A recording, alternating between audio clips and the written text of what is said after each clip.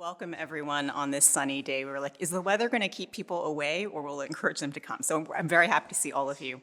I'm Wendy Lee, Director of Academic Programs here at the Pembroke Center for Teaching and Research on Women, and the Director of Undergraduate Studies and a lecturer for the Gender and Sexuality Studies program. So today's lecture is being professionally recorded by Brown Media Services, so please refrain from making your own audio or visual recordings of this event. So welcome to the 4th Annual Pembroke Center Publics Lecture. In academic year 2021, Pembroke Center Director Leela Gandhi launched the Pembroke Center Publics Initiative and Lecture Series. This initiative brings to Brown distinguished guests whose work in any sphere, from academics to art to activism and well beyond, contends with issues of gender and sexuality in a transformative manner. Past speakers in the series have included American scholar, writer, and poet Alexis Pauline Gumbs, who delivered the inaugural Pembroke Center Publics Lecture in spring 2022. And last spring, Iranian visual artist Shireen Nishat spoke about women and art in times of political crisis. The center was also honored in 2023 to host Dorothy Roberts, acclaimed social justice advocate and scholar of race, gender, and the law, who spoke about the urgent need to recognize, integrate, and act on all key principles of reproductive justice. This year, we are equally honored and thrilled to welcome Gillian Branstetter to deliver the 2024-25 Pembroke Center Publics Lecture. Gillian Branstetter is a writer and media strategist based in Washington, D.C., and a communication strategist for the ACLU's LGBTQ and HIV project. So she's very busy in her day job these days, and always. So formerly of the National Women's Law Center and the National Center for Transgender Equality, she works with advocates, storytellers, reporters, and artists to fight for a feminist world, one built upon the safety and dignity of queer people. She's an experienced spokesperson and writer featured in local, national, and international media outlets, including CNN, MSNBC, The New York Times, The Washington Post, and The Guardian. She's a writer and reporter with work in The Atlantic, Newsweek, Out Magazine, Reuters, as well as her newsletter, The Autonomy. Branstetter's talk today draws on her considerable expertise and experience, providing cogent analysis and context for understanding campaigns targeting transgender people's freedom to determine what's right for their own bodies and lives. This expertise is evident across the impressive breadth of forms in which Branstetter speaks or writes incisively, critically, and often beautifully. To name just a few examples of these forms: guides for journalists for reporting on the lives and experiences of transgender people, news explainers about executive orders and Supreme Court decisions that impact the rights and freedoms of transgender people, interviews for a range of podcasts and media outlets, and her social media posts, and the many essays she has published in her newsletter, The Autonomy. In her talk today, Branstetter will examine how campaigns targeting transgender people have escalated as part of the rise of the far right. I am a dedicated reader of The Autonomy, and Branstetter's talk promises to do what so many of her newsletter essays do. It will provide a much-needed focus on a campaign targeting transgender people while clarifying how autocracy uses transphobia to justify itself and efforts at enforcing rigidly patriarchal gender norms for all people. As many of you in this room already know, the Pembroke Center houses undergraduate concentration and graduate certificate programs in gender and sexuality studies. And it's fitting that Branstetter's talk today and much of her writing does what we ask students in gender and sexuality studies to do. That is, to consider how the seemingly specific, some might say narrow, focus on gender and/or sexuality, how it is not actually a distraction or a sideshow, but is instead key to understanding the contending forces shaping the present and the histories that have brought us to the present.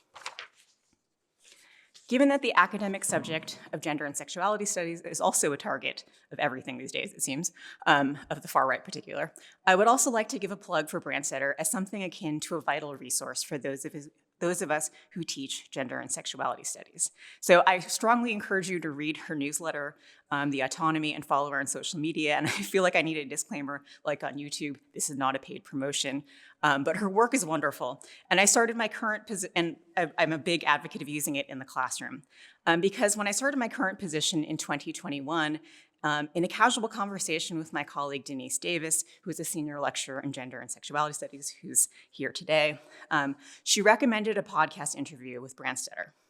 I'm not much of a podcast listener, but I immediately looked up Branstetter on the social media platform formerly known as Twitter, and I became an avid follower of her social media and newsletter. Branstetter's sharp analysis of gender and sexuality-related news has translated into screen caps of her Twitter and now Blue Sky posts, making regular appearances in my lecture slides. And a favorite tweet from April 2022 has been featured in my first day of class slides and on the syllabus for the Introduction to Gender and Sexualities for the last 3 years. That tweet reads, "If enforcing gender norms requires a constant state of surveillance and censorship, then they probably aren't as biological or innate as you think they are." I enjoy sharing Branstetter's quips and showing students that quips can be a form of criticism because her social media posts, like her longer form writing, uses thinking informed by critical theory. If you read her essays, you will see that she frequently cites Judith Butler, as well as the historian Jules Gill Peterson, among many others. That her thinking is informed by critical theory and a critical approach to gender to understand, quote, the real world events that happen around us. I also was talking to her beforehand that I was very tempted to go into some deep cuts of her social media posts, but I won't. But I will say, if you are a fan of Clueless, so is she. I know we're all actually here to hear Gillian Branstetter, so I will now turn things over to Gillian Branstetter for her talk, "The Panic Defense: How Transmisogyny Fueled the Rise of the Far Right." Please join me in welcoming Gillian Branstetter.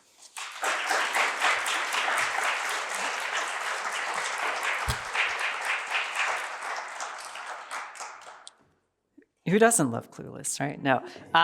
Thank you so much for that, and thank you so much to the Pembroke Center and Diane and Helas and everyone, and Wendy who invited me here. And I'm enormously humbled by the company it puts me in when I think of folks like Alexis Pauline Gumbs and Shireen Nishat, and especially Dr. Dorothy Roberts, whose work on just how oppression targets the body and the Black body specifically has been so critical for me in thinking about the material impacts of a lot of what I'm going to be talking about today. The other reason I'm really humbled here is that I have not spent a ton of time in academia. I went to a state school. I went to Penn State, and I went for education, and I have done basically nothing with it. And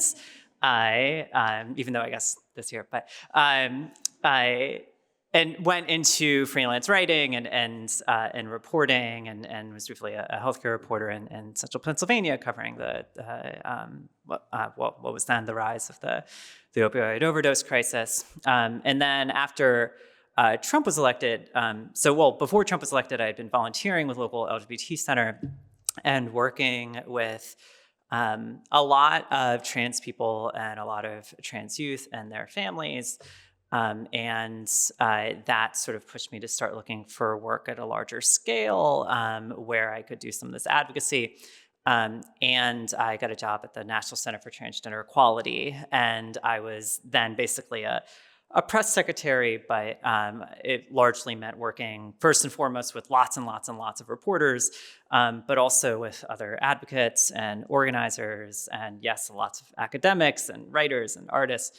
Sort of the foundational theory of that work, and in many ways, it's still the foundational theory of that work, especially at that time, was, well, we simply need to win over the broader public towards supporting what, to me, is a very narrow set of policy demands, often called transgender rights. So things like non-discrimination protections, access to gender-affirming medical care, and sort of prioritizing trans people's safety across a broad range of dynamics, right?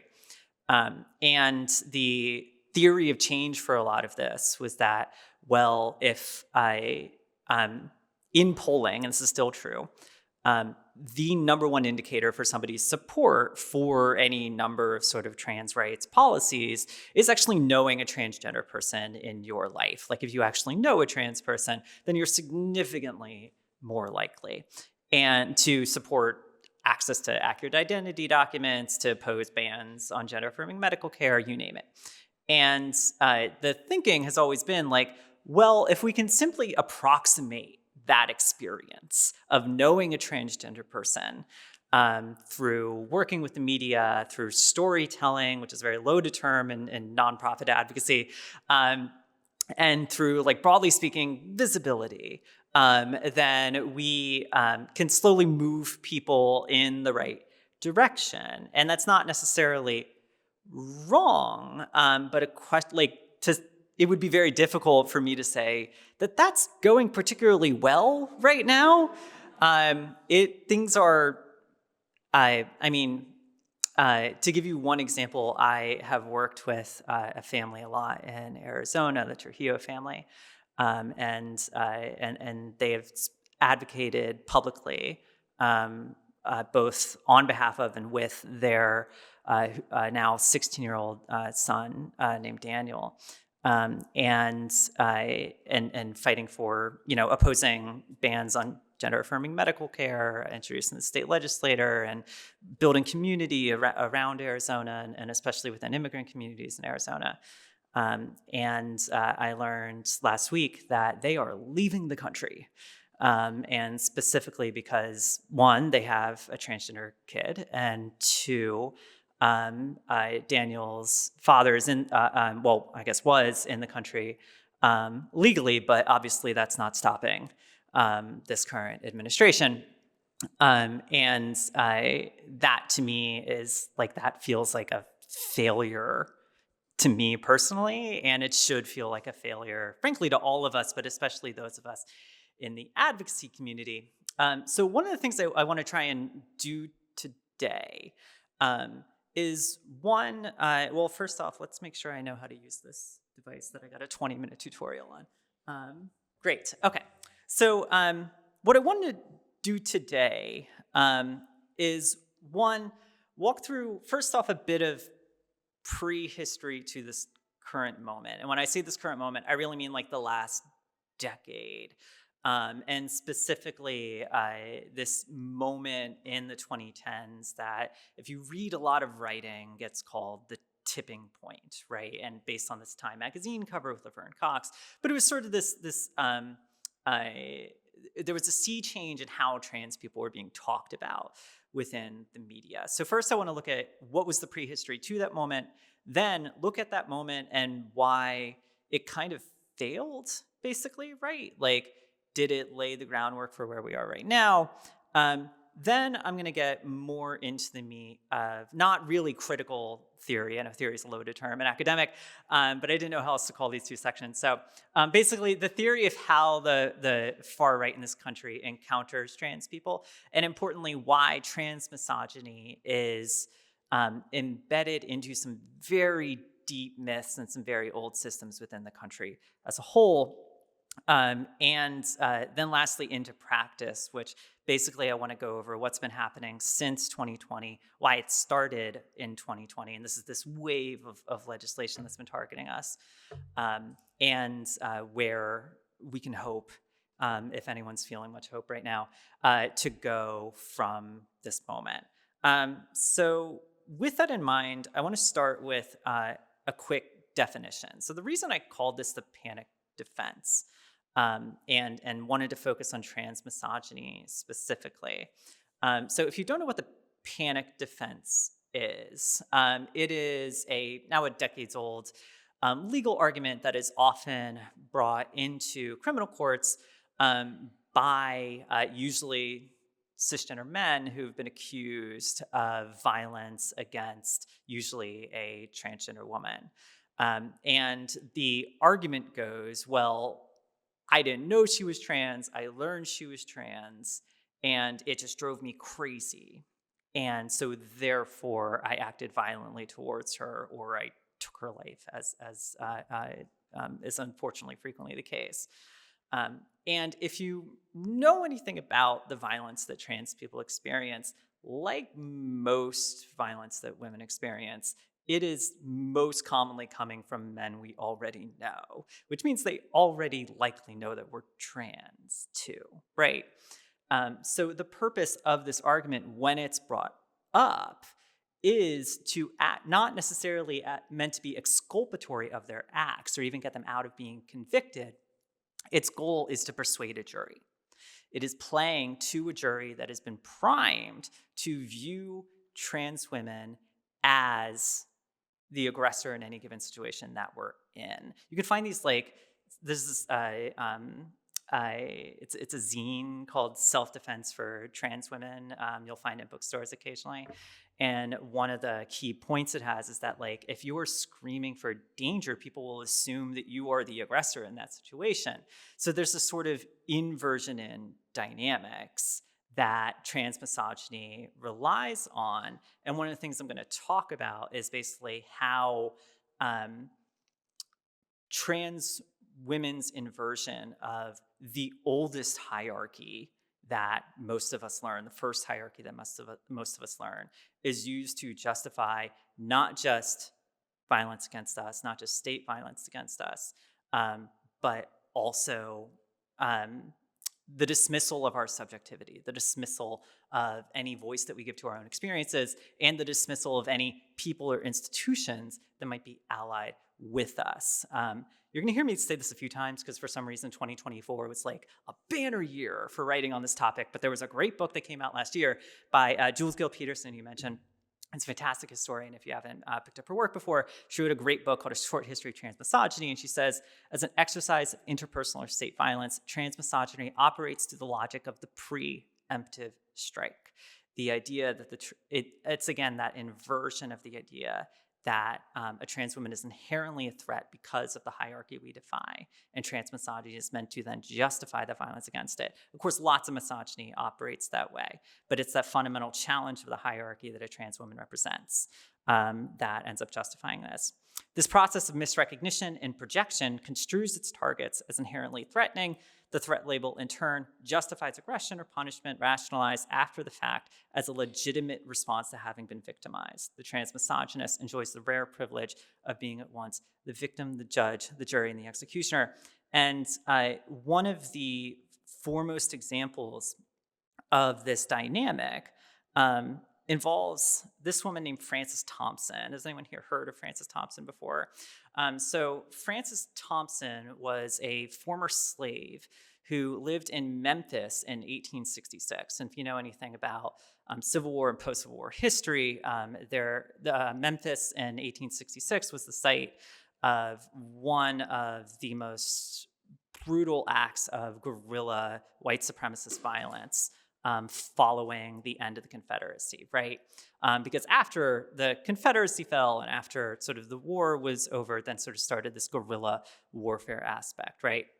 And there were riots, basically pogroms, I guess you could also call them, that were led by white men and police officers within Memphis.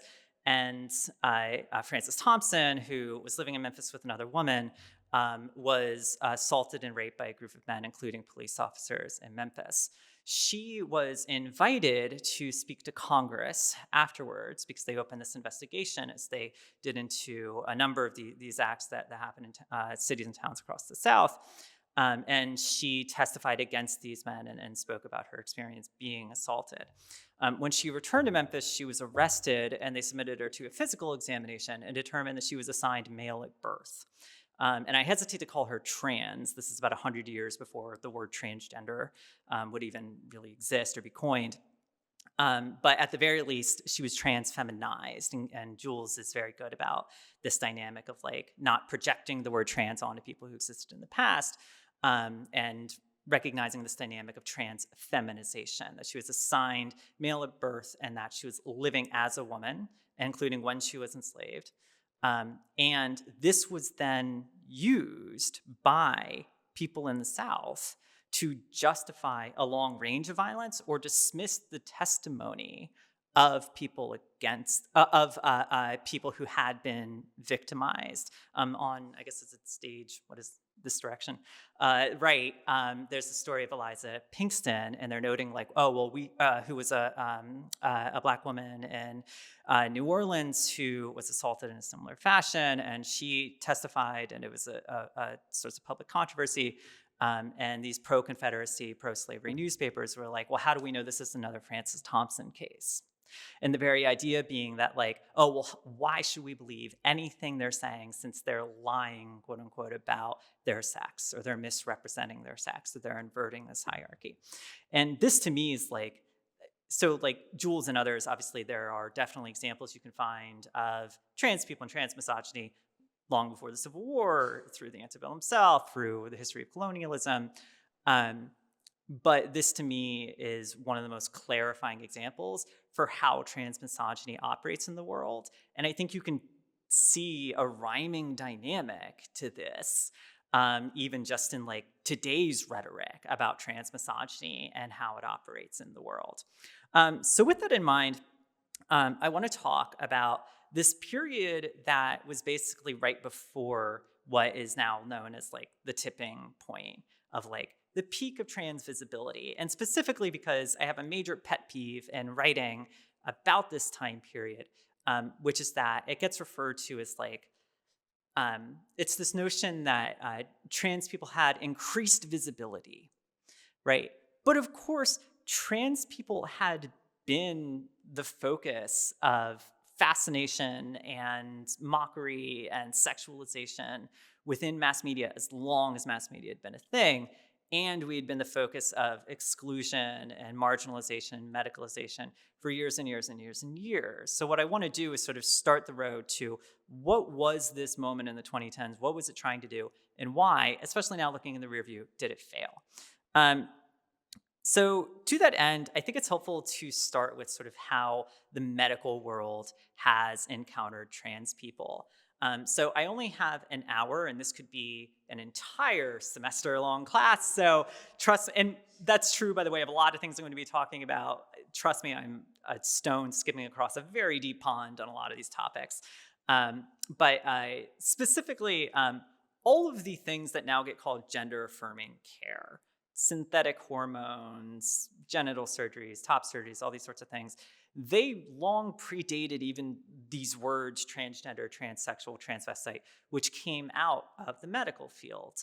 They were most often used to either help or force people's bodies into a gender binary. There's a fantastic book by Elizabeth Grease called Bodies in Doubt, which is the history of intersex medicine in America.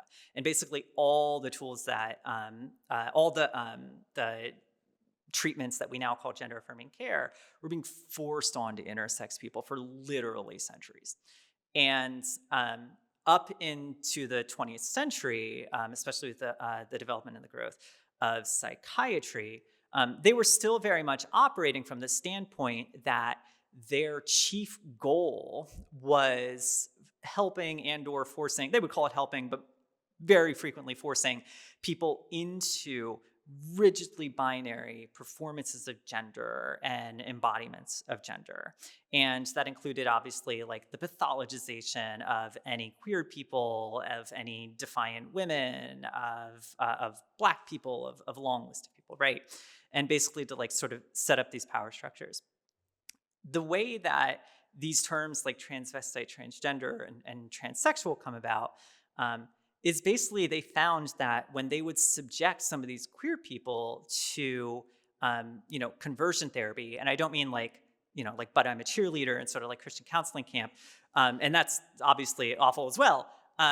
But literally like induced vomiting, sleep deprivation, electroshock treatments, right? And especially in the post-war era.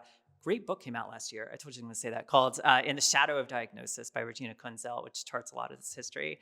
What they found was that some people were so resistant to this and still expressed a strong identification with another gender, right? Sort of allowing them to access transition treatments, allowing them to access hormones and surgeries, was seen as a last resort, right? Like, if you go back and you look at these images of like Christine Jorgensen, like landing in the United States, and we look back and it's like, oh, look, early trans visibility, and there she is. Psychiatrists were like, what a failure. Like, we couldn't make her into a man, right? But some doctors were then saying, well, what we should do then is take these sickly queer men and women, and we, the masters, can transform them into middle-class, domesticated, heterosexual women and men through surgeries and hormones, right? And to be clear, that doesn't mean that like all these medical treatments are inherently sinful and bad. Abortion can also be used as a tool of violence, right? And importantly, trans people were fighting for our autonomy and fighting to center our own experiences, even within this system that was basically denying trans people subjectivity on autonomy at every point. And I think a lot of people encounter, this is a fantastic quote from Rachel Pollack, great trans feminist who passed away a couple of years ago. She says, I have met too many transsexuals who know very clearly that surgery is exactly and precisely what they want, and that the doctors are not their masters, but their instruments. To describe transsexual people as dupes of the medical profession or slaves to social conditioning or trapped in rigid ideas about gender roles is precisely to take away our power, a power so intense that it terrifies people, right? To suggest that like trans people are a product of the medical world is another means of denying us sort of our own subjectivity and our own experience, right? Because we know what we want here, right? And then this is from a Canadian poet, Camille Moran, which I just love this, sorry. Transsexuals are born into the book of labels. We may be genetic, but we are not genetically defective subhuman creatures.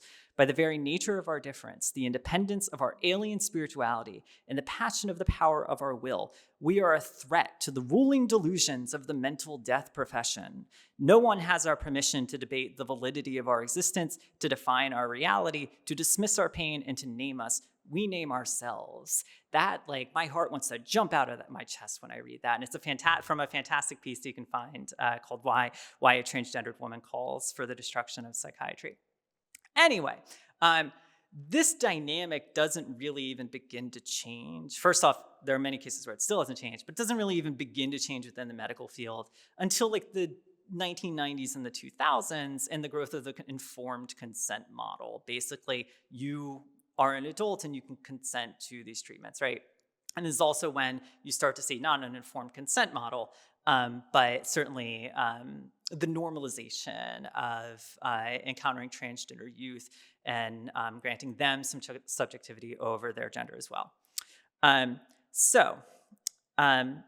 The other means of exclusion here that I want us to really think about is how, I mentioned that the way that this sort of tipping point moment is talked about is as an increase in visibility. But of course, like, you didn't need Laverne Cox on the cover of Time magazine to tell you what a transsexual was. You knew what it, well, I don't know how old some of you are, but you knew what a transsexual was long before that happened. I certainly did, and you learned about it from popular culture and from media and from news reports certainly, but also like the purpose of a lot of it was to publicly humiliate trans people, was to denigrate trans people. And a lot of this was tied to the fact that trans people are represented very heavily in the sex work industry. So there's like this stringent of whorephobia that's tied to it, right? And the dynamic is basically treating trans as a class marker and like basically suggesting that the reason trans people are impoverished, the reason that trans people are mocked and humiliated and shamed is because of the tragedy of their denial of their sex, essentially. Their assertion of autonomy is why this is happening. So the overall consensus, the cultural consensus that like most of the country is, if you are over 30 in this country, you've been raised to, I've been saying that for a few years now, maybe it's 35 now. But if you are over 30 in this country, you have been raised to hate trans people. And I say that because I'm over 30 and the person I was being raised to hate was myself. So I know intimately like how hardwired a lot of this thinking was. And specifically, I think it is very wrapped up. It's wrapped up in a lot of things, including a very intense racialization of trans people and trans sex workers specifically, as well as class. And I'll move past this because I know we're already short on time. But Dorothy Allison, who passed away last year, she wrote this incredible essay called A Question of Class. And one of the dynamics she pointed to is that the purpose of otherization, the purpose of otherizing other people, and here she's speaking about, lesbians and queer folks, is to sort of invest other people with a sense of pride, right? Arlie Russell Hochschild wrote there's a great book that came out last year called Stolen Pride by the anthropologist Arlie Russell Hochschild, where she writes about the pride economy, right? And this dynamic in American culture where we gain internal pride from other people's immiseration and other people's pain.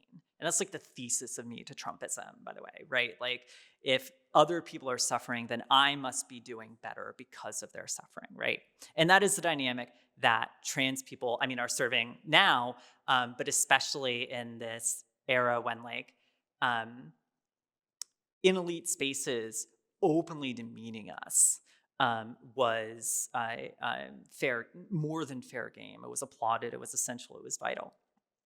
So to that end, that was anathema to the goals of the gay rights movement up to that point, which had very intentionally, after the height of the AIDS crisis in the 1980s, had very intentionally moved towards a "we're just like you" approach, what Andrew Sullivan called being virtually normal, right? And trying to show the straight world how much we are just like them, right? And the way they do this is they land on really military and marriage. And these sort of become, over the course of the 1990s and the 2000s, the issues for gay rights, right?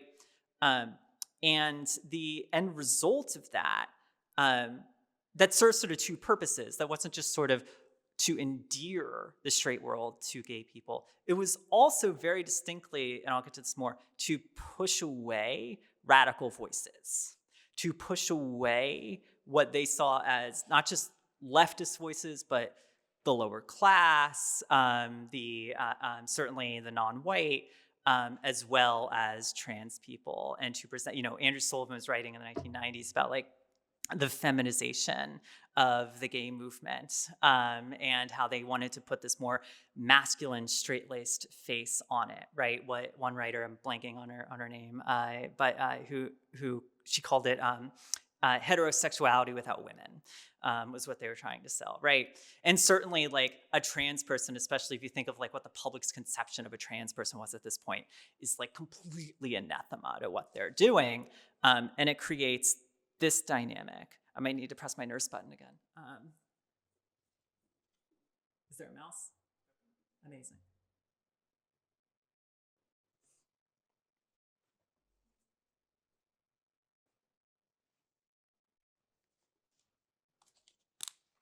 Can you introduce yourself? My name is Sylvia Rivera.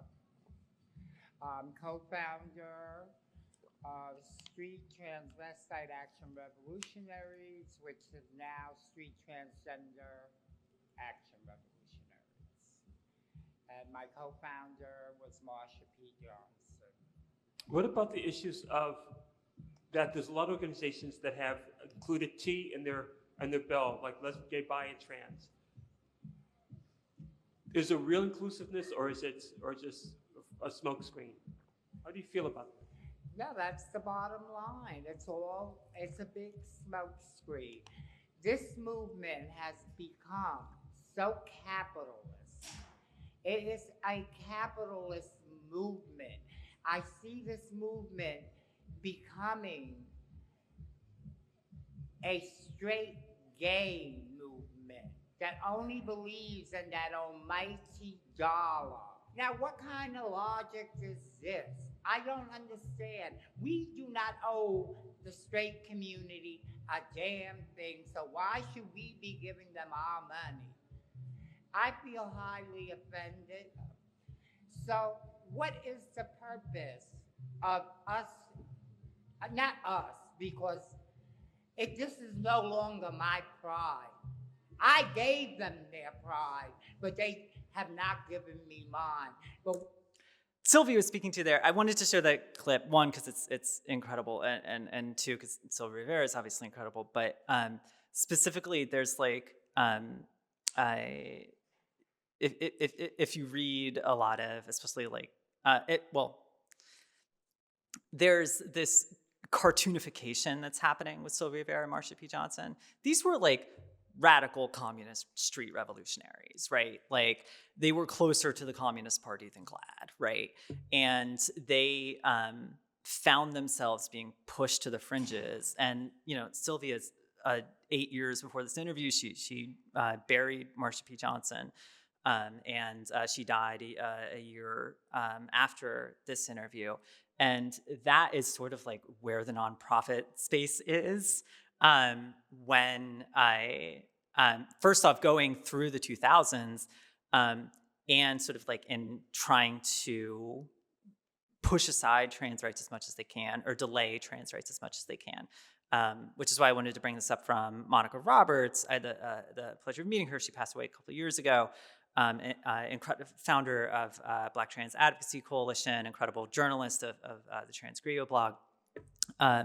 And there was this dynamic where trans people were being told to wait, that you will get your turn, right? And that was specifically because they saw trans people as a threat to this broader goal of what Christopher Hitchens called not the socialization or the socialization of homosexuality, not the homosexualization of the social, right? That this idea that marriage was a means of sort of pushing radicalism aside. This quote from Jonathan Ross, he's writing out there, by the way, giving trans activist advice now. But marriage rights would signal that the transformation from a pariah culture in the 1950s to a promiscuity culture in the 1970s, and then to a commitment culture in the AIDS era and beyond, has taken its last and greatest step to a culture of family. Right? And trans people defy this because we defy the reproducibility of the gender binary itself, which is the bedrock of the patriarchal nuclear family that a lot of these gay men are trying to endear themselves towards. Importantly, though, I don't think it's like LGB versus T. I don't think it cuts that clean. I think it's a class divide. I think it's that they wanted to portray themselves as middle to upper class and to be opened up with open arms into the upper class. And they wanted nothing to do with certainly like working class trans folks or like trans sex workers, right? So with that in mind, that is the dynamic that we then enter into this quote unquote tipping point era, right? I should have mentioned this comes to a head in 2007 with a bill called ENDA, which stood for the Employment Non-Discrimination Act. And it was first introduced in the 1970s, but it was basically adding sexual orientation and gender identity to Title VII of the 1964 Civil Rights Act. It was introduced in 2007 with gender identity protections, and Representative Barney Frank, his history maker as a gay congressman, adamantly said, there's no way we're moving this bill if it includes protections for gender identity. You have to strip out protections for gender identity because all we'll hear about is penises in women's bathrooms. And they stripped it out, moved it forward with the endorsement of the Human Rights Campaign. And this was a major blow up within the LGBT movement, right? Trans people were rightfully angry. And then, of course, the bill failed anyway. And it was constantly this idea that trans people have to be told to wait. So we keep getting told to wait, and we think, finally, this moment has come, right? And it's this like peak of, what we're being told is the peak of visibility, or is at the very least, different kinds of stories being told about trans people, right?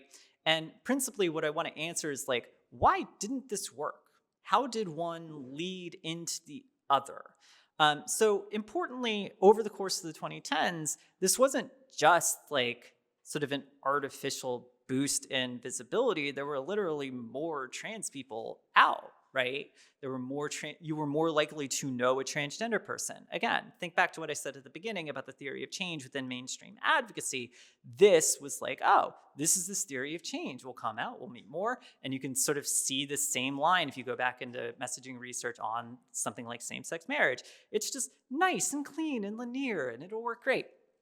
And importantly, it was also helped a lot by what I think can be called incremental progress, but promise me if they try to repeal the ACA, I will chain myself to the doors of the Capitol building. Like, the ACA is foundational to this moment because if before the ACA, you could not get health insurance if you were diagnosed with what was then called gender identity disorder. And not just health insurance for sex changes or medical transition, you could not get health insurance, period, because that was how a pre-existing insurance worked.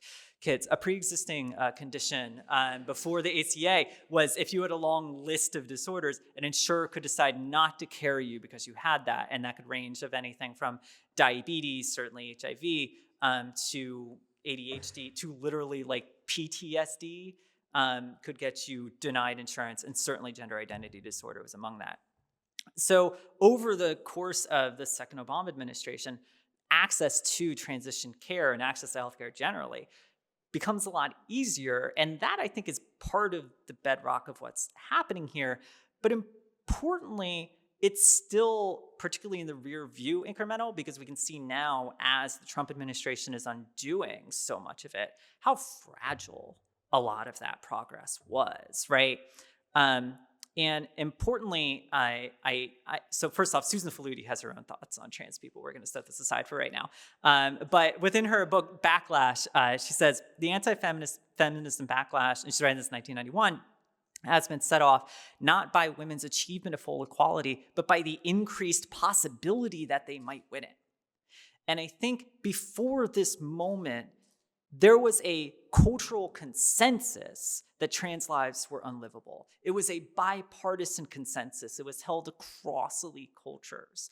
And over the course of the 2010s, this starts to break. But I think we get the direction wrong. It wasn't sort of a top-down vision of storytelling. It wasn't Katie Couric going out there. Well, I mean, it wasn't necessarily just like Katie Couric going out there and interviewing trans kids. It wasn't like a rich Republican like Caitlyn Jenner coming out and getting to transition, right? And having this like a ball coming out party. And I think that it came from trans people ourselves. I'll talk a bit about how. But first up, Rain Fisher Kwan, if you haven't read her before, is incredible. She writes an incredible newsletter called Internet Princess. She's a Gen Z writer. I'm sure she loves being labeled that. But there is something phenomenally painful in watching material backlash erupt in response to a movement that was never allowed to be anything more than aesthetic. And she was writing that specifically about Me Too. And she was talking about just the wave of virulent misogyny that followed the Depp Heard trial. And that rung out to me when I think of like this moment, right? And as I said, it was often like very top down, so much so that it kind of reminded me of like a product rollout. It almost seemed like trans people were being like offered as the new frontier of inevitable liberal progress, right? And that is like a very core, first off, it's a very core myth to like the Obama era, and something that I think a lot of people still act upon. I still find myself acting upon, that like the arc of history bends towards justice, right? This famous quote from King, right? And part of what that's selling is the idea that like, well, it's okay. You don't need to change anything about how you live. We don't need to change anything foundational about society to achieve this kind of progress. You simply have to buy the right magazines. You simply have to, right? You have to buy the right products. I swear to God, there was a brewery in Washington, D.C. that put like Marsha P. Johnson's face on a beer can. And like that to me is like sort of what that's selling, is the idea that like, oh, well, don't worry. Things will get better on their own. And specifically, I think they began telling this story at the time. And they do this through a process that, let's invert this a little bit, actually. So I think they start doing this at this time because this was also the rise of social media and a change in how people were receiving information and learning about the world around them. And suddenly, the gatekeepers that had excluded trans people, that had mocked trans people, suddenly they weren't quite as in charge. And trans people, first off, because we're a preponderance of us are in sex work, we have long been at the forefront of the internet and the growth of the internet. And two, trans people are a very sparse population. There just aren't that many of us. So certainly like communities of trans people find, like Hugh Ryan, who wrote When Brooklyn Was Queer and The Women's House of Detention, he has this theory that the internet is having had a similar effect on queerness as urbanization in the 19th and 20th century, which is basically putting lots and lots of people together, made it sort of easier to find each other, to build power, to build community. And the internet had the same effect, especially for trans folks. If you talk to trans people of a certain age who came of age before the internet, they'll tell you, I thought I was the only one, right? And specifically because the only version they were seeing of themselves was first off on TV, which they're not going to, find that at all familiar, this like horrid stereotypes that were being trotted out. But as the internet spreads and social media especially, it becomes easier to find community, right? And to establish with one another. But one of the other dynamics that unfolds here, and specifically on Twitter, is those same gatekeepers, those same people who work in the cultural industry and the news industry and arts and entertainment and Hollywood, they are suddenly in the same digital space, in the same space as trans people, but really lots of marginalized people for the first time, right? And suddenly they are being sort of held to account for the harms of the work they do, or for not hiring so many people, or discriminatory practices in hiring. And they try, some of them, try to change how they're sort of encountering that, right? Like the leading decision-making dynamic of so many institutions then becomes like what will get me yelled the least at on Twitter. And in so many ways, that's like still the case, even though Twitter is even worse of a cesspool, right? The end result of this was, I think, well, first off, that meant more and more people were then hearing from trans people even outside of these elite media institutions. And it then invited this process that the Georgetown professor Olufemi Taiwo calls elite capture. When elites run the show, the interests of the group get whittled down to what they have in common with those at the top at best. At worst, elites fight for their own narrow interests under the banner of solidarity. We are surrounded by a discourse that locates attentional injustice in the selection of spokespeople and book lists taken to represent the marginalized, rather than focusing on the actions of the corporations and algorithms that much more powerfully distribute attention. In this book, which I highly recommend, Taiwo's point, Taiwo uses this metaphor of imagine that a house, and in one room, there's all sorts of refreshments and accommodations, and it's very comfortable, and it's considered the most prestige room. And the fight of a lot of people, including a lot of these folks on Twitter, including myself to a certain extent, are then fighting for like trans people to get into this room. And Taiwo's point is, no. We need to be tearing down the walls. We need to be tearing down the house. What that, by the way, leaves us then is like, if you read a lot of elite media takes, so to speak, and I do, unfortunately, I like to say it's my job, but I also just hate myself apparently. And, but like things like The Atlantic and the New York Times and like this like anti-woke, like blah, blah, blah. It often regards trans people, but marginalized people generally, as like this faceless mob online. And they only really encounter trans people, especially, as a list of rules that they're supposed to follow, and therefore are denying them any kind of subjectivity. One of the clearest dynamics, I'm looking at my time, I think we actually reset the timer, but let's pretend we didn't. One of the clearest dynamics of this to me, and this is just a very silly pop culture example, but is this jump from Sex and the City to, and just like that, the Sex and the City reboot that came out a couple years ago. And to be clear, I'm not bringing this up to be like, Carrie Bradshaw, canceled. That's not my point. But there's this, first off, trans misogyny ran through, it was the air you breathed in pop culture at this time. Go rewatch Friends, go rewatch 30 Rock, right? And importantly, like, it wasn't just like the dregs of culture. It wasn't just like daytime talk shows. Like, people were winning awards. People who are still employed, still like millionaires, were winning awards based off this kind of misogyny, right? And in this episode, Samantha Jones, who's this very like haughty, if you don't watch the show, is a very like haughty like PR worker. And why would I relate? And she is very excited to move into a very trendy neighborhood in the meatpacking business, but she's being disrupted by this group of trans sex workers who are outside. And of course, she's not calling them trans, and she's not calling them sex workers, right? She's calling them. She says at one point, I moved into a neighborhood that's trendy by day and tranny by night. And that like is exactly the kind of dynamic, like, no, you wouldn't say that today, right? And the reason you wouldn't say that is because you will now hear from those people, but trans people were around then. You just weren't having to hear from them, right? Ricky Ann Wilkins, who was one of the founders of Transsexual Menace, she would literally wheat paste flyers about like SNL jokes around New York City because she was hoping that like writers for SNL would see them, right? And so now all people are sort of encountering trans people as is through this vein of social media. And what that then creates is a different distortion, right? Because social media is not just like a vacuous, empty vacuum. The medium is the message, right? It is these platforms incentivize frivolity and aggression and conflict, right?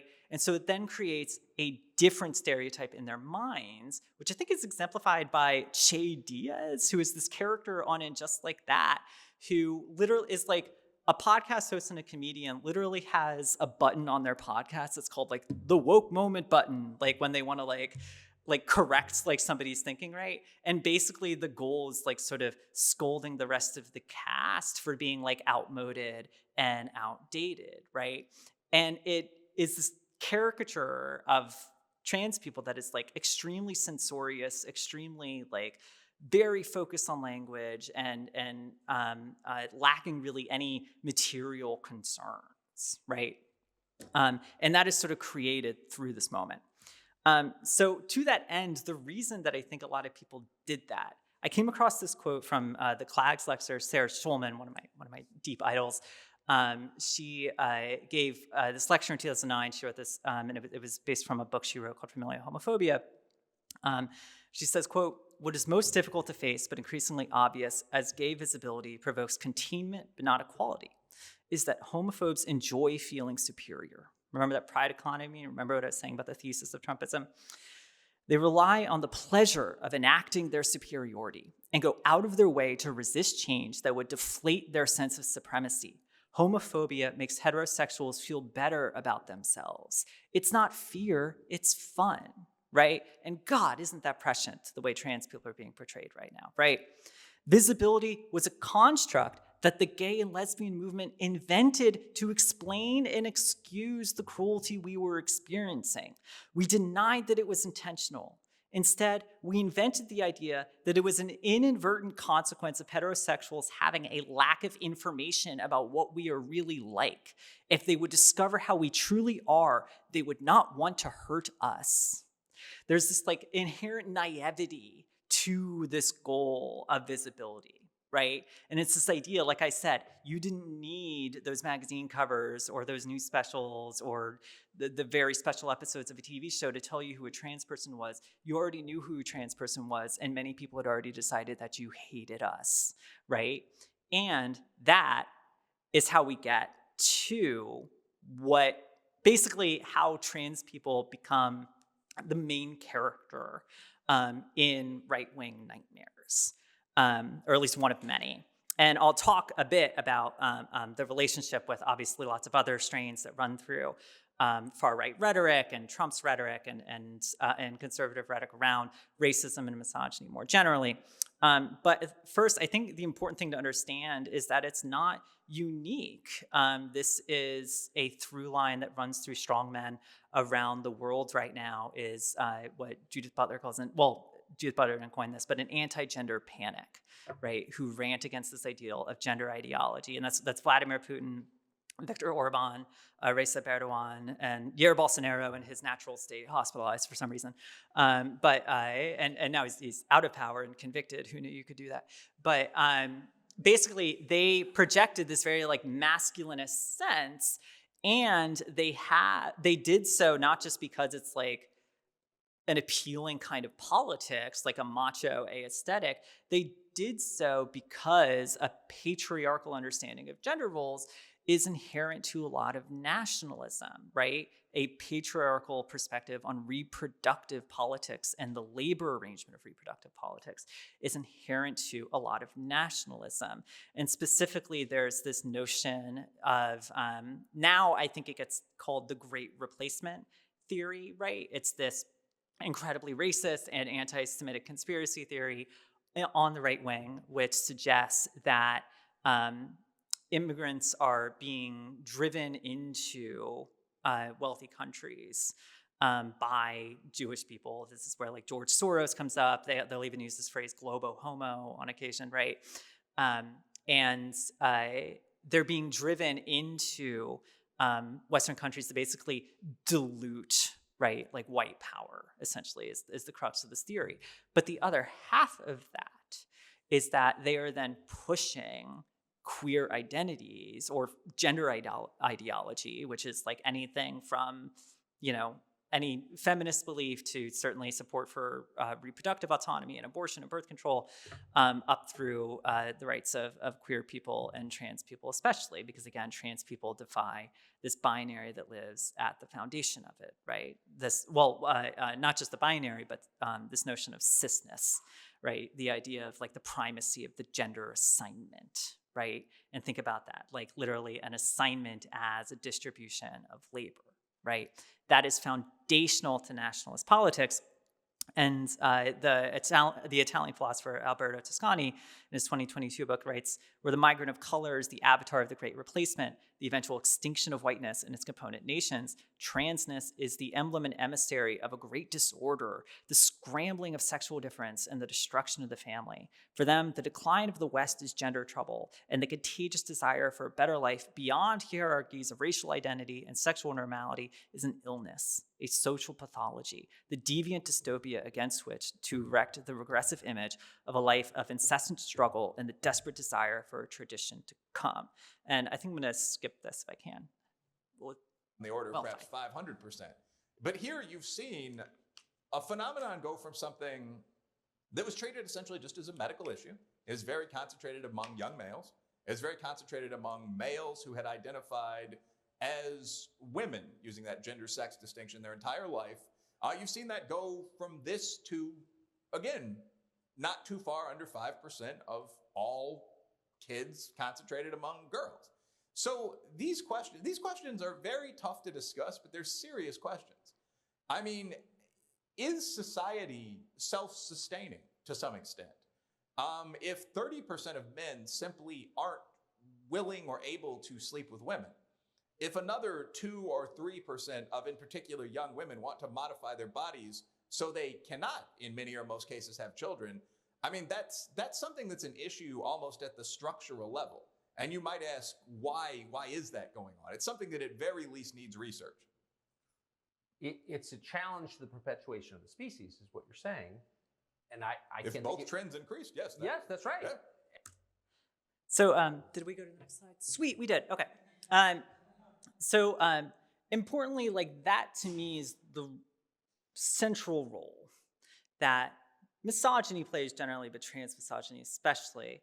And there's, I should have brought it up, but Melinda Cooper, who's an incredible theoretician, she wrote this incredible book called Family Values, which ties this relationship between neoliberal economic thought and social conservatism. She gave this interview to Mother Jones recently where she said that she thinks that because the quote-unquote gay movement had been so associated with marriage and the family, that now the trans person has kind of replaced them as the main character, because now the trans person is allied with the feminist as basically anti-reproductive, which of course not like truly anti-reproductive, but challenging the reproducibility of this labor distribution that is so critical to like this both racial capitalism and nationalism overall. So the other aspect here is this notion of the patriarchal family, and specifically, this is why the notion of like a trans kid especially terrifies them. And it's this idea that the father's the ruler, right? And the mother should be maintaining the children, but if she cannot maintain order among the children, then it's the father's job to replace them, right? And or not to replace it, but to reassert that dominance, right? And of course, that then serves as like a metaphor to the relationship with the state overall. And there's this example that comes up. It's in 2018 when it starts, but it's a trope that you see over and over again of the story of Jeffrey Younger, who was a Texas man who objected to his ex-wife's support for their transgender kid. The kid was 7, so support for a transgender kid at that point is like letting them cut their hair and like go by a different name. And the kid's happier, and they have the support of a psychiatrist and a pediatrician, and like, and he objects to it, right? And this is something that is, in fact, it's not like a fait accompli, but it's common enough that I've heard lots of these stories from mothers specifically with transgender youth, is that it often operates like divorce and often leads to divorce. And specifically because like divorce, I think a transgender kid's assertion of their autonomy is this defiance of not just the father's authority, but the foundation that upholds the father's authority, right? This notion of the binary. And what Jeffrey Younger does, because a court ends up granting sole custody to his ex-wife, there are also allegations of verbal abuse and psychological abuse, and that tends to accompany a lot of this, right? His response to that court decision in 2018, he goes on a right-wing media tour. He goes on all these podcasts, all these YouTube shows, and through this like infrastructure that's like then exploding at the time, touting his child's face and accusing his ex-wife of chemically castrating their kid, and she then receives all nature of threats, like literally graffiti at her workplace. She gets dead animals shipped to her, like a really brutal experience. And this serves as like a really foundational trope, which if you follow a lot of anti-trans agitprop, which I have the great pleasure of doing, you will see over and over and over again. And almost every time you look behind the curtain, first off, the story the father is telling is like, I just had questions and I just raised them politely. And then you look in the court, like the actual court filings themselves, if they happen to be public, and you'll see like accusations of physical abuse, like all nature of text messages and voicemails that speak to this abuse, right? Importantly, I think that this has a valence for a lot of conservative men specifically, because it speaks to this idea of masculinity being diluted and masculinity under attack. And the notion of a transgender kid is just another example of that, right? I think the most prominent example now is Vivian Jenna Wilson, who broke off her relationship with Elon Musk, swore off a inheritance to the biggest fortune in the world, specifically because, I don't know why I chose this image of him, by the way. This was on a video game live stream he was playing where people just started spamming the chat, telling them that he's going to die alone. I was like, that makes sense. And then she's on Teen Vogue. I like the contrast. So, and specifically, it almost reminds me of the response that a lot of these tech billionaires have to their workers when they start doing things like organizing, demanding better working conditions, demanding to be, or refusing to be, what's the word I'm looking for, complicit in the products of this work, right? Demanding that the company act more ethically with their concern. A lot of CEOs, especially after 2020, after the pandemic, after the lockdowns, and after the George Floyd protests, they encounter this almost with the same rhythm and tone as a father whose power has been defied, and they want to reassert this authority.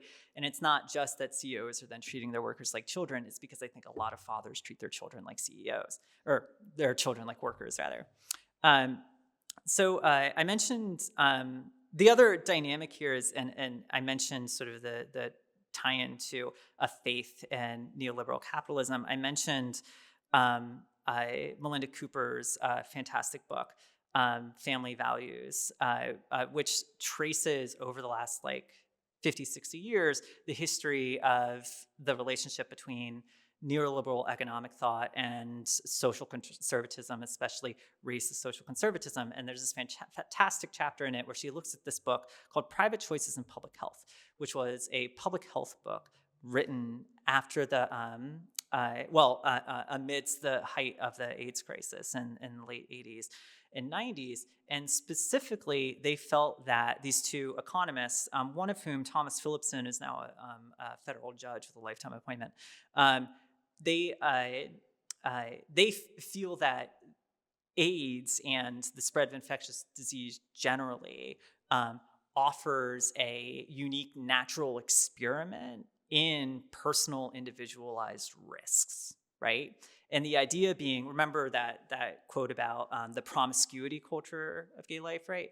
The idea being that gay people are taking them risks upon themselves by being gay, by leading a gay lifestyle, right? Which, it's all these drugs and these bathhouses and this, that, and the other, right? So therefore, why should there be a public health response if they're taking on this risk themselves, right? Because they're operating from the Bible of neoliberal capitalist thought, this notion from Margaret Thatcher that there is no such thing as a society, just individuals and families, right? Families is the nuclear unit.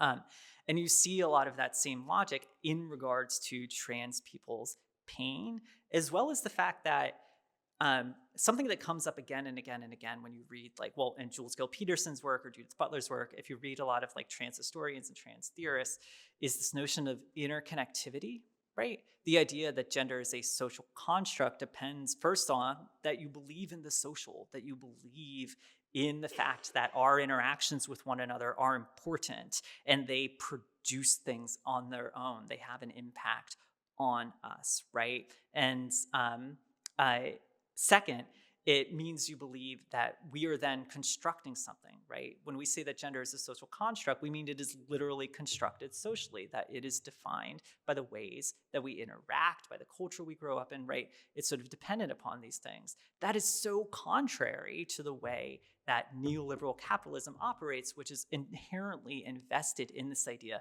of individual choice and the idea that the individual is sort of born unto nature, right?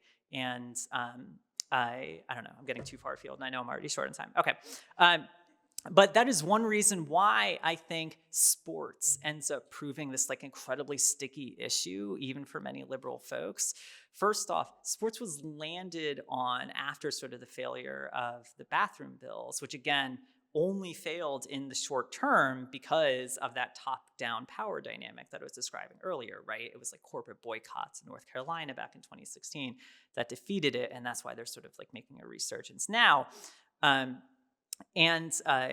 They turn a lot of right-wing power players, specifically groups like the American Principles Project and the Alliance Defending Freedom, turn to athletics, one, because it relies on a lot of presumptions about sex and the body, right? There's a stereotype that people walk around with, even if they don't realize it, that everyone with an M on their birth certificate is a hulking linebacker, and everyone with an F on their birth certificate is a petite little ballerina. And of course, if you actually watch women's sports especially, you know that's not the case. So it sort of takes advantage of this too. It is not a new idea in American politics to suggest that a marginalized group is getting an unfair advantage over you, right? Jesse Helms has this very famous ad in the 1990s called the Hands ad, where it's this idea that it's a pair of white hands ripping up a pink slip that it got in the mail, while a voiceover talks about and you lost this job because of a racial quota, right? And then it cuts back to who Jesse Helms was running against, Jesse Jackson at the time. And the idea being that like, oh, they're trying to give an unfair advantage over you, right? When really we need to return to meritocracy, right? Read a lot of Trump's executive orders, that's what you'll hear about now.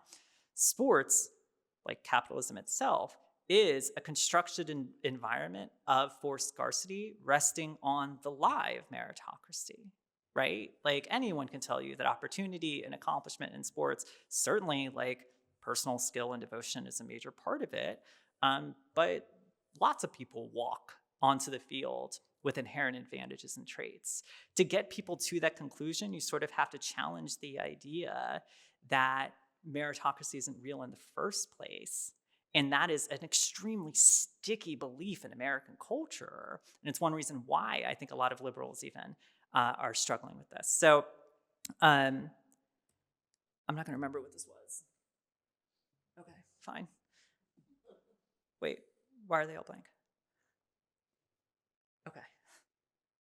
Great. Okay. So that brings us up to where we are now, which you may have seen a chart like this, and literally this isn't even using the numbers from 2024 and 2025, because it was also over 500. It's currently over 500 bills that have been introduced in state houses across the country.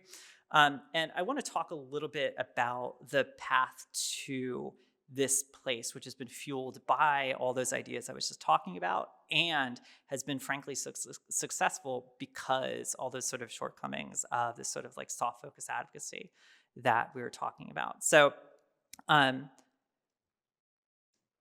is it really? Okay, fine. Yeah, okay. I don't know what happened, but great. Do you see anything when I do that? No, you don't. Okay. Okay, disregard.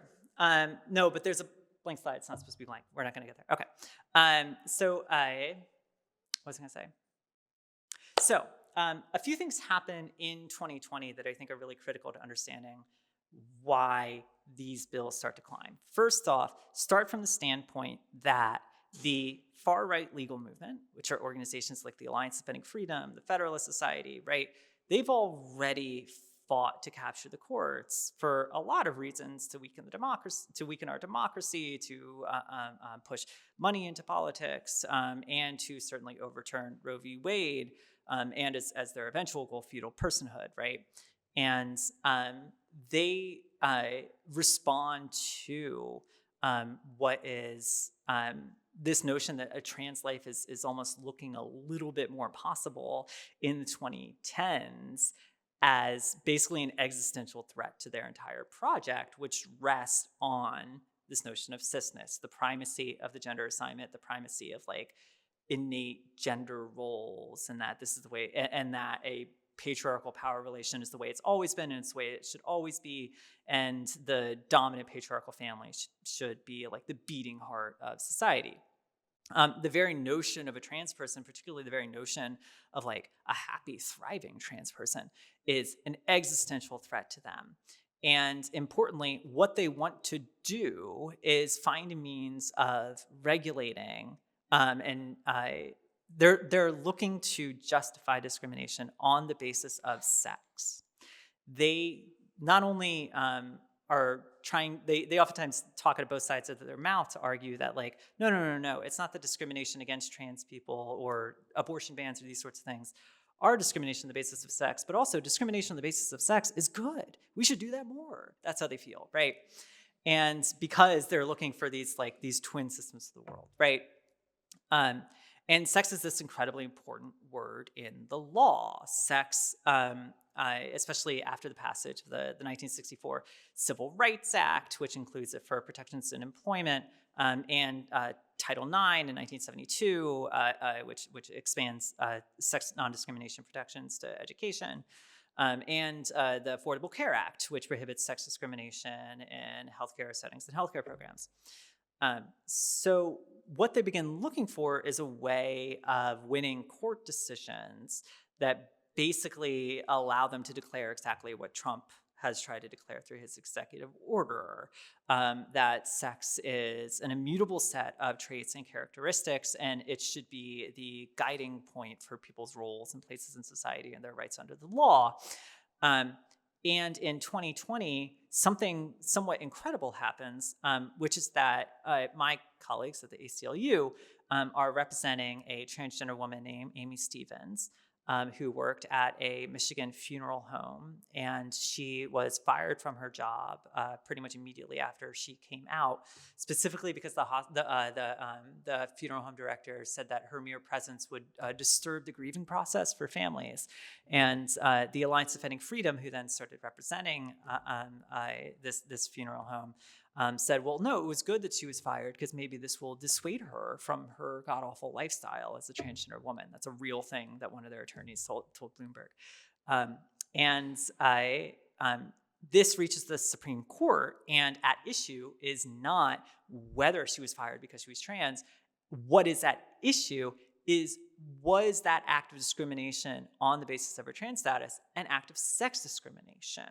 Was the judgment that she could not identify, go by the name as, wear clothes as, present herself as a woman, a discrimination on the basis of her sex? And the Supreme Court agrees that yes, it was 6-3 in 2020, after this movement, after the far-right legal movement stole the Supreme Court seat from the country's first Black president, after they pushed through Brett Kavanaugh's nomination, right? And tried to sort of like pave the path. And this is greeted as like an apocalyptic moment within right-wing spaces. Now, a lot of people don't quite remember it because it was in the summer of 2020, which was a busy time, if you happen to remember it. Josh Hawley, the senator whose wife is a attorney at the Alliance Defending Freedom, but who fashions himself like a major influencer in these spaces, said that this was the end of the conservative legal movement. And it's right after that decision in 2020 that you start to see these bills begin to spike, right? And pretty much doubling every single year. And what are they doing? They're trying to enforce this rigid definition of sex under the law through especially where sex non-discrimination is already prohibited by the law, through education, through healthcare. And that's sort of why they land on athletics. That is like the architecture of what they're trying to do. It's not just limit the reach of Bostock, but basically secure a Supreme Court precedent that declares that transgender people's identification as transgender by the broader society or by themselves is meaningless. It does not matter. It is simply based on biological sex, right? That's how you get like Hunter Schafer getting an M on her passport, right? Importantly, that is now the question, and speaking of my day job, that is now the question before the Supreme Court in US v. Scarametti, which is a Supreme Court case where we challenged a ban on gender-affirming medical care for transgender youth, and specifically rests on the same question of whether this ban discriminates on the basis of sex, because the estrogen that I take every morning, the estrogen that our 16-year-old client takes every morning, is no different than the estrogen that millions of cisgender women and girls take every single day for any number of reasons. But the law specifically exempts those instances, including for minors, and only implicates our healthcare. So we are arguing it discriminates on the basis of sex. And that question is now in front of the Supreme Court, who will be issuing its opinion any day now.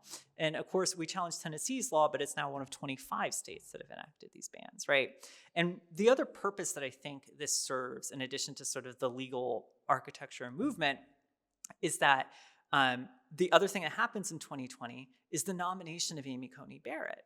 And as far as the right wing is concerned, Amy Coney Barrett means that they now have a 6-3 rubber stamp, and they are well on their way to doing things like, say, overturning Roe v. Wade. And they know that overturning Roe v. Wade is going to be disastrously unpopular, that people are going to hate them for it, and they're specifically going to go after their electeds, right? And I think in a lot of ways, the sort of the legal movement on the far right basically looks at elected Republicans as churn. They're like, well, we'll lose a few and then we'll get more, whatever.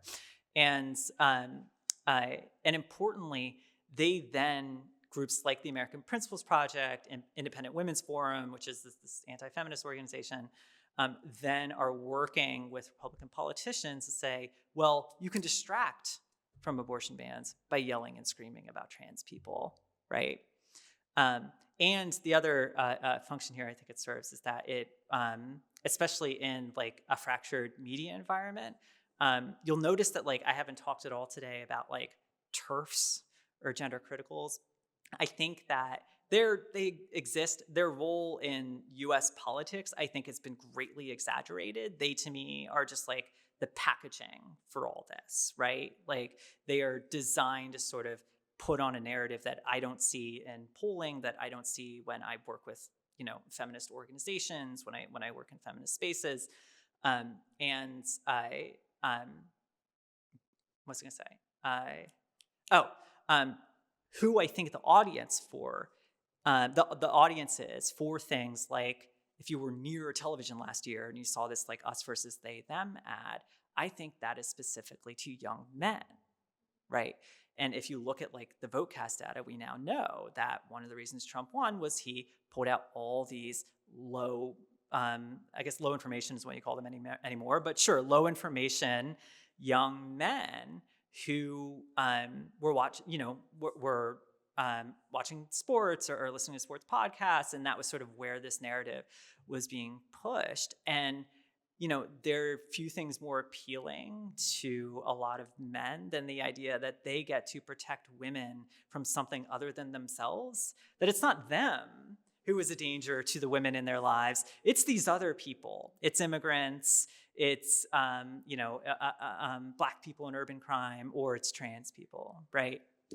And that is sort of why this is happening and its appeal. I wanted to include that because it's a deeply common question that I get. So to that end, like I was saying, I think one of the reasons that things have not been going well for us, this was from, again, a fantastic book that came out last year called Feminism Against Cisness.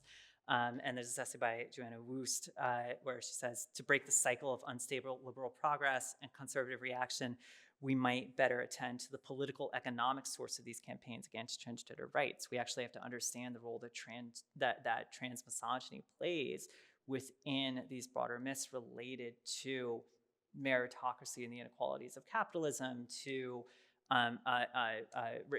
racial capitalism and white supremacy, and the patriarchal foundations of a lot of the ways that we lead our lives. There was this quote that went around a while ago from Judith Butler in this interview they gave to Elle Pays, specifically because it was coming at the same time that like Gavin Newsom was out there like saying like, yeah, I also hate trans people. Love me, Steve Bannon. And the quote was like, if you sacrifice a minority like trans people, you're operating within a fascist logic. That's appealing to a lot of trans people, a lot of liberals, obviously, because it has the benefit of being true. The more important part of that interview to me was identity is a great starter for making connections and becoming part of the larger communities. But you can't have a politics of identity that is only about identity. If you do that, you draw sectarian lines and you abandon our interdependent ties. And that, to me, this notion of like solidarity across difference, right, is what I've seen missing from a lot of these things and what I've been trying to build out with folks and why I came to talk with you today. I also love this quote from James Baldwin: love has never been a popular movement. Boy, does that echo with me right now, and seeing where trans rights is in the political conversation. And no one's ever wanted really to be free. The world is held together, really it is held together by the love and passion of a very few people. And with that, I'll stop for questions.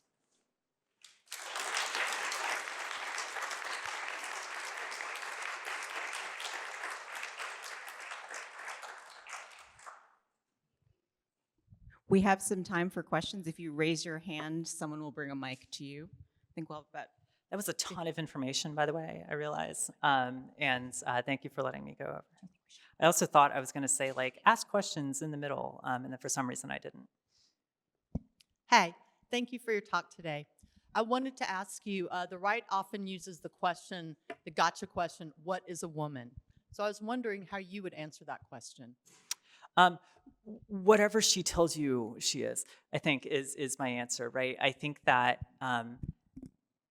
if we're going to have these identities, then they should be grounded in self-determination first and foremost. And when I think about the power of womanhood, not just as like an affect of my own performance, but as a relation between people. If it's not grounded in self-determination, then what good is it? Does that answer? Okay, cool.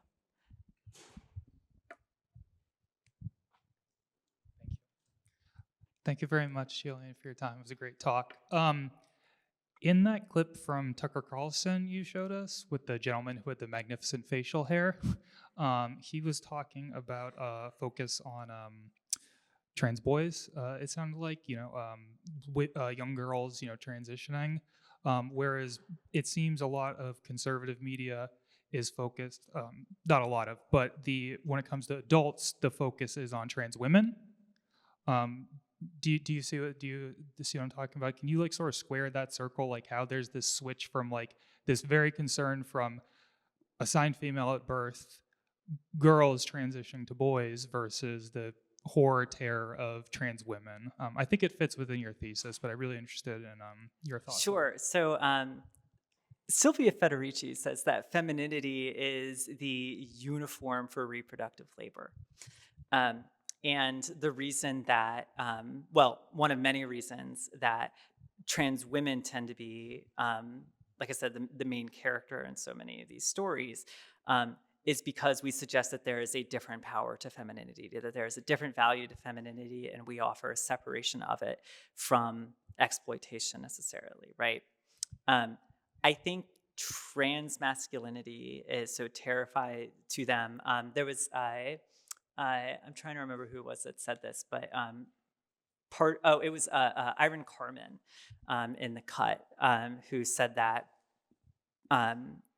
as with abortion, as with like J.D. Vance ranting about like child as cat ladies and things here, part of the fear is an empty womb, right? And that to me is like they see the notion of trans masculinity, and that's what he was talking about in that clip, as an anti-natal position.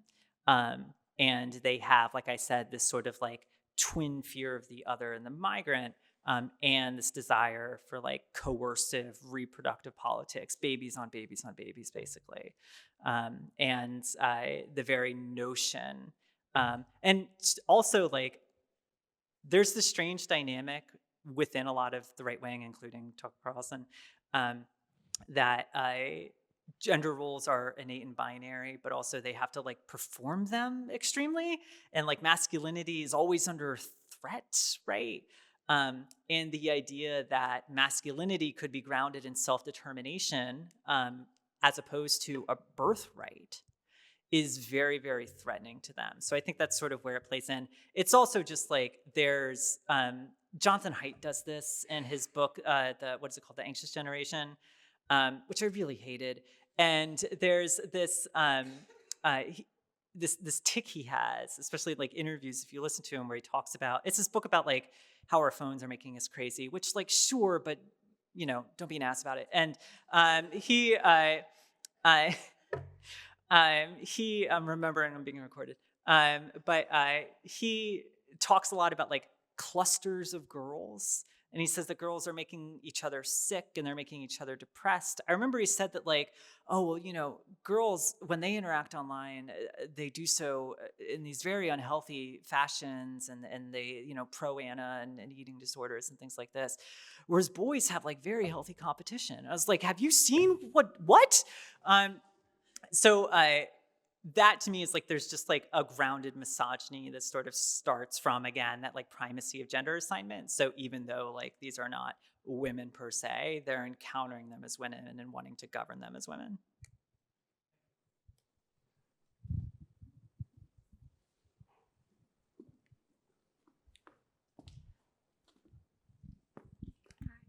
Hi, thank you for your talk. It was really, really great.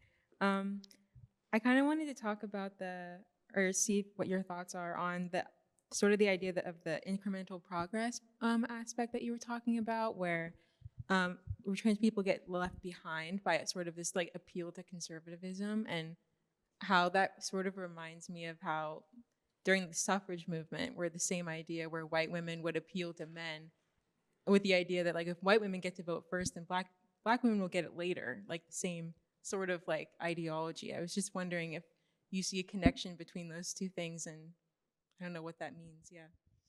No, absolutely. And that is, I think, what Butler was trying to get at, this idea of like when identity is your only politics, then it encourages like a breaking of coalition. I think it's also important to note, like there is a trans version of that argument of like presenting a very middle class attitude. And I talked a bit about like in access to healthcare, there's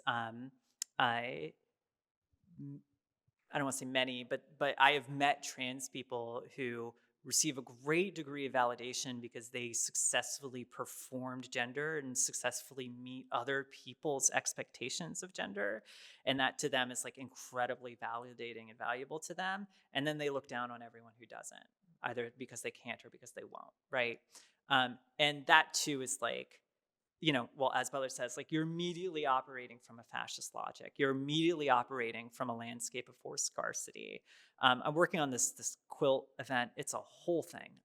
But one of there are these huge 6-foot quilts, and we're getting hundreds of them. But one of the ones we got from a group, I think in Idaho, was that only when everyone demands everything immediately do we get anything eventually. Right. And the idea being that like the smaller and smaller you shrink your actual ambitions and goals, the less and less you're actually going to achieve, and the more and more fragile your progress is going to be. And here's the thing, like I can imagine having these conversations with I have had some of these conversations with veterans of the fight for same-sex marriage. And also, to be clear, like if they try to overturn same-sex marriage, I will be fighting there. Absolutely. It is it's an important right. People build their foundation, their lives around it. But the fact that we're even at this point, the fact that like it led us here when that same right is now so vulnerable and unevenly distributed to begin with, suggests that no, it didn't work, right? Like we need to be thinking in the long term in relation to these. So hopefully that answers your question. But yes, I do see a similar dynamic. Hello. You talked a lot about how we live in a fractured media environment right now, and how the rise of social media did lead to a visibility of trans people. My question is, how do you think we should reach people on the right who are in these like echo chambers designed by algorithms and corporations to feed them this type of trans hate? How do you think we should reach those people? I'm less interested in the messages they're hearing necessarily than the appetite for them. It's why I tried to ground like these narratives in like these really old stories that America tells about itself and that we tell about ourselves as Americans, right? Because I think like there's, what deplatforming is? It's a push that like, well, we just have to deplatform. Well, Joni Mitchell's going to pull all her music off of Spotify because they host Joe Rogan, right? And this invariably failed. And the reason I think a lot of people were like drawn to deplatforming as a tactic within advocacy was that like, oh, it works. Look, we got rid of Milo Yiannopoulos or whomever else because we kicked him off Twitter. But it's like, as like Olufemi Taiwo was saying, you're chopping down a tree and missing the forest, if that makes sense, right? Like you're missing what is driving the appetite for these sorts of things. And yeah, a lot of it is like, it's not, economic insecurity. It is like misrooted and very racialized, very racist ideas, very sexist ideas. And the promise of like victory over that pride economy that I was talking about earlier, right? Promise that other people's suffering will beget your own greatness.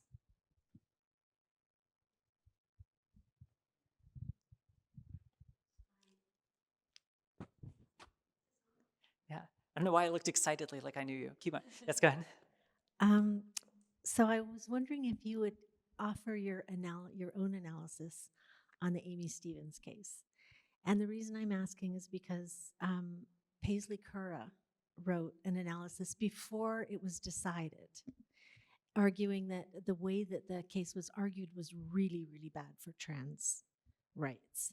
Because, and if I remember his argument, it was that the case was argued by not saying that Amy Stevens is a woman, but that Amy Stevens can express himself however he wants. Well, Which sure, go ahead. right? So you see, and so Kura's question about the whole thing was that it never actually had anything to do with trans rights, but as you said, about like sex discrimination. Right. And it turned out that the case was won. Unfortunately, Amy Stevens was deceased by that time. But so it won, but kind of like Roe was won on privacy. You know, just wondering, yeah, what's your analysis on this? What do you think? Have I got that right, how it was argued? Well, I haven't read Paisley's analysis, so before like responding to that concurrently, and also just like that's the audience for this is somebody like Paisley Kara, so I want to be careful and like saying that like, well, Paisley's wrong. I'm also not an attorney, so I don't know how equipped I am to like debate out that sort of dynamic between sex status discrimination or trans status discrimination. My understanding is that when we have argued these are not mutually exclusive, that it's not one or the other. And in fact, that's like our argument in front of the Supreme Court right now in Scrimetti, right? Maybe it's not like the core question, but it's, again, not mutually exclusive. Your point about like public and private rights, one of the reasons I think Bostock was so terrifying to the right is that the major LGBT cases, which up to that point were only Lawrence v. Texas, which overturned sodomy bans, and Obergefell on same-sex marriage, because Windsor and of course lots of others, but those are sort of the two pillars of them. They were grounded in those privacy rights, right? And this idea of like, well, whatever you do behind closed doors, right? And that again, like, is this big appeal of like the neoliberal logic of like, I don't need to care about these other people, right? And importantly, Bostock was won on civil rights law, which governs the public sphere. Grace Lavery, the author, called it permission for full-on faggotry in the workplace, right? That it was this, suddenly like you might actually have to share space with a trans person. And that in itself was like so terrifying to the right, because their very idea was like, well, first off, we want to invade the private sphere, right? Mike Johnson, who's currently the Speaker of the House, was an ADF attorney and bemoaned the Supreme Court's decision in Lawrence v. Texas because ADF supports the criminalization of sodomy to this day, right? And then second, they're really losing that battle if queerness is allowed into the public space as well, which is also why it's paired with like a censorship regime. So that was a dodge of your question. Because again, I don't know that I'm qualified to answer it, but I don't know that they are mutually exclusive, because what I have seen us do is I argue both, that discrimination on the basis of someone being trans is also a form of sex discrimination. Is there one more question?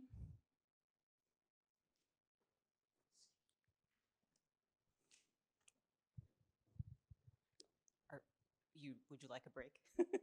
Or is there anything? Unless there are other questions. Is there what other question? Okay. You mean I wouldn't listen to the sound of my own voice for a second?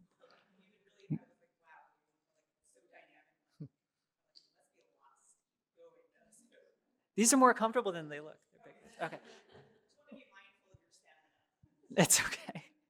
Well, thanks very much. Since you have the El País interview here, I'm from Barcelona, and in Spain we had like a very progressive, very good Minister of Equality. Her name is Irene Montero, and one of the main things in her agenda was a trans rights law. Yeah. A very progressive law. And eventually she was kicked out of the government legally. I mean, you can do it.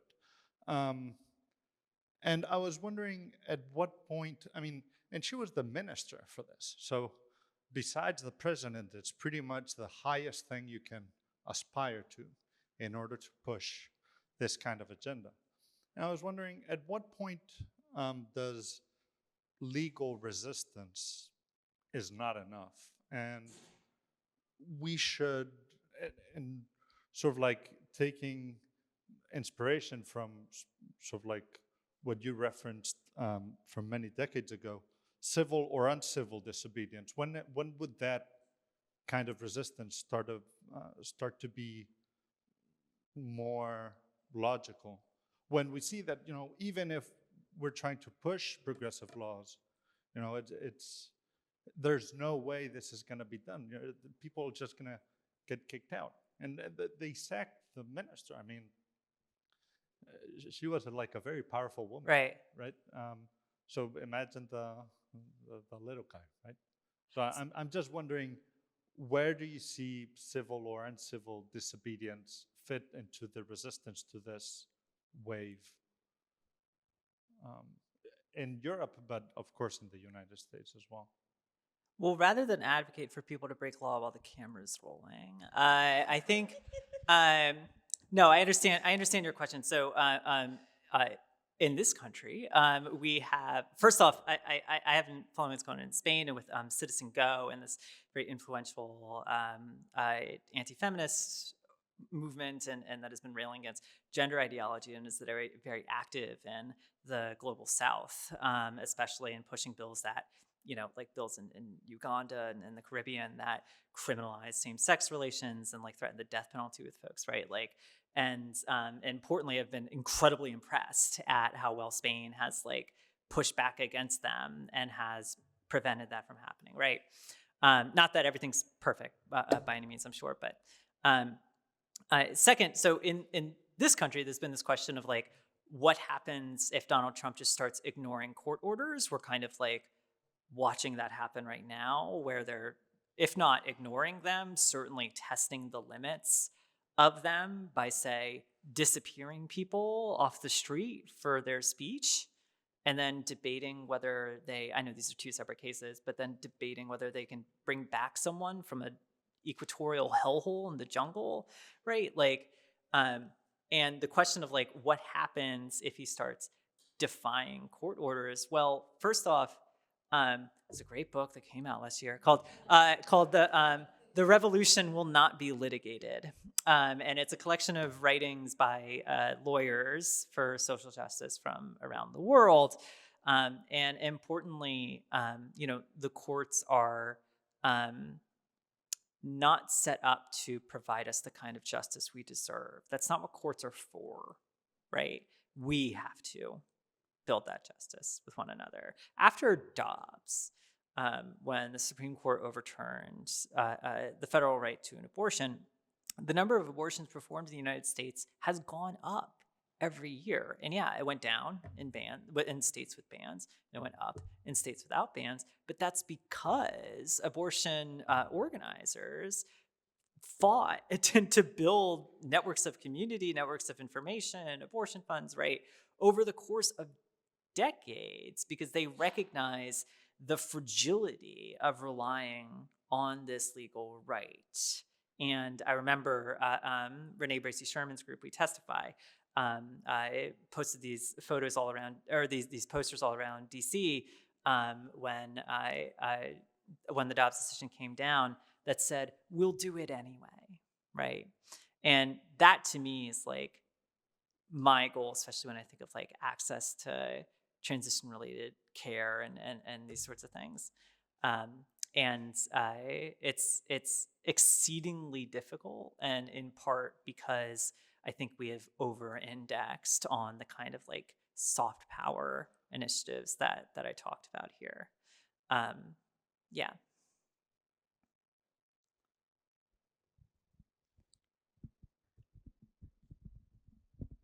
Thank you, Gillian. I